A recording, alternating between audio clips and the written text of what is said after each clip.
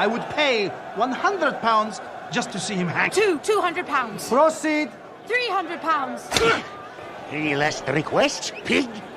Yeah, loosen the knot and let me go. Back in May of 1999, The Mummy stormed into theaters with an epic story, a star-studded cast, and wild action that left audiences hooked. The movie wasn't just a hit, it raked in over $400 million worldwide and skyrocketed Brendan Fraser to fame while introducing us to some unforgettable characters. Well, now 25 years later, let's take a trip back to uncover what the stars of The Mummy have been up to since their adventures in ancient Egypt. And the top of our list is Rachel Weisz. So, what are these old mirrors for? Ancient mirrors. It's an ancient Egyptian trick, you'll see. Here, this is for you. Rachel brought brains and bravery to life as Evelyn Carnahan, the bookworm turned mummy slayer in The Mummy. Before catching the attention of Imhotep and winning over audiences worldwide, she'd already built a reputation on stage and in art house films, but Evie was a game changer. It was the 90s and women's roles weren't always exciting, she shared with Newsweek. Evie was so unique, a librarian in the middle of an action movie, but funny, mischievous, and honest. That charm and wit helped launch Rachel into one of the most celebrated acting careers of our time. From the heartfelt comedy about a boy to the intense thriller Constantine, Rachel showed her incredible range. And then came her Oscar-winning role in The Constant Gardener, cementing her place as one of Hollywood's finest.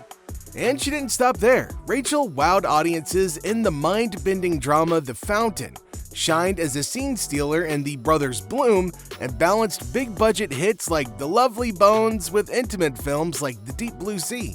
Her talent caught the eye of Greek filmmaker Yorgos Lanthimos, leading to two brilliant collaborations, The Lobster and the darkly hilarious The Favorite, earning her another Oscar nomination. Even blockbusters couldn't resist her, with standout roles in The Bourne Legacy, Oz the Great and Powerful, and Black Widow. Most recently, she tackled a dual role as twin gynecologist in the eerie Dead Ringers, proving that there's really no limit to her talent. Off-screen, her personal life is just as fascinating. She shares a son, Henry, with director Darren Aronofsky, her former fiancé. In 2011, she married James Bond himself, Daniel Craig, and they welcomed a daughter in 2018. Fun little fact, the power couple even took Broadway by storm together in Betrayal in 2013. Patricia Velasquez dazzled audiences in The Mummy as the gold-painted Oxunamun, Imhotep's forbidden love and the pharaoh's bride-to-be. But behind that iconic look was an intense process. Yudu, Yahara Harara Hanina Fida.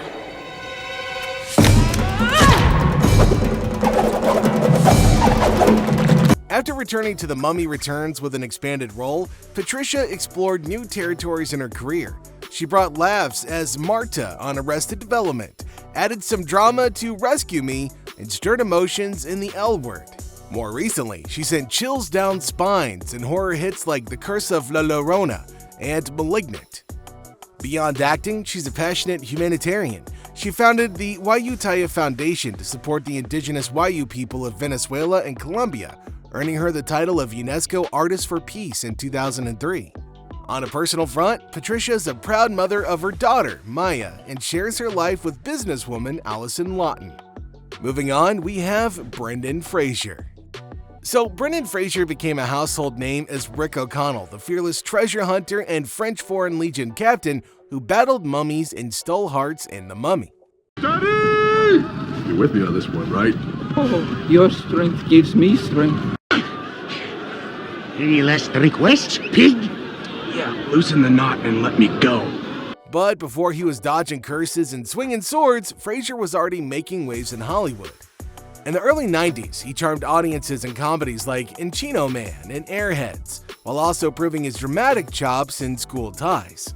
Then came his unforgettable turn as the vine-squeaking, lovable goofball in George of the Jungle, followed by a critical acclaim in Gods and Monsters, solidifying his reputation as a versatile star. His stars shone even brighter in the early 2000s. He hilariously sparred with Elizabeth Hurley in Bedazzled, wowed critics with his emotional depth in The Quiet American, and played a key role in the Oscar-winning ensemble drama Crash. But years of intense stunt work took a toll, leading to injuries that sidelined his action hero days. Fraser, though, refused to fade away into obscurity. He reinvented himself on TV with standout performances and trust in the quirky superhero series Doom Patrol. Then came his triumphant return to the cinema in No Sudden Move, where he delivered a memorable performance that hinted at something big on the horizon, and big it was. Fraser's role in The Whale was nothing short of extraordinary, earning him a well-deserved Oscar for Best Actor. And not stopping there, he made a splash with a fiery cameo in Martin Scorsese's Killers of the Flower Moon, proving that his talent burns as brightly as ever. Off-screen, his personal life is just as intriguing. He shares 3 sons with his ex-wife, actress Afton Smith, and has been in a happy relationship with makeup artist Janine Moore since 2022. Speaking of happy relationships, our next actor wed his Sliding Doors co-star Joanna Roth in 1996, and they have 2 children. I'm talking about John Hannah. We can all agree that the Scottish actor brought some humor and charm to The Mummy as Evelyn's mischievous brother, Jonathan Carnahan, right? Well, before dodging undead curses, he'd already won hearts with his moving performance as Matthew in 4 Weddings and a Funeral, which earned him a BAFTA nomination. He also starred opposite Gwyneth Paltrow in the romantic favorite Sliding Doors.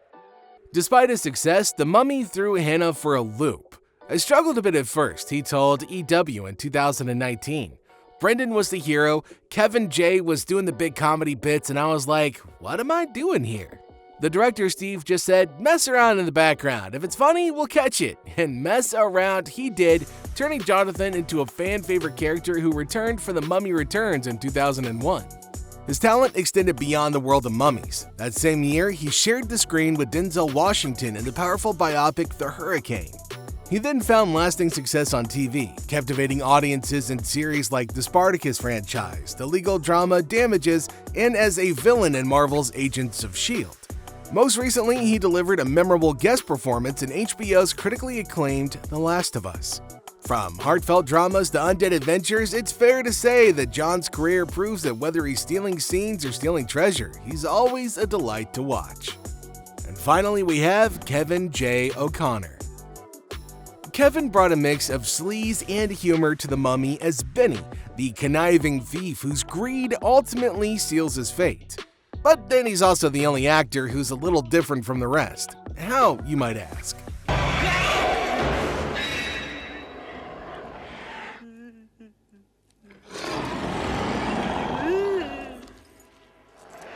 Interestingly, before meeting a gruesome end via Scarab Swarm, O'Connor had already made a name for himself as a versatile character actor. His early highlights included Peggy Sue Got Married, Steel Magnolias, Armistad, and the political satire Tanner 88. After his scene-stealing turn in The Mummy, O'Connor kept the fun going as the sinister lab assistant Igor in Van Helsing. But his range truly shone in Paul Thomas Anderson's There Will Be Blood, where he faced off against a different kind of monster in the form of Daniel Day-Lewis's ruthless oil tycoon. He later joined Patrick Swayze for his final project, The Beast, in 2009, and reunited with Anderson for The Master in 2012. Hailing from Chicago, O'Connor stayed true to his roots with a recurring role in Chicago PD.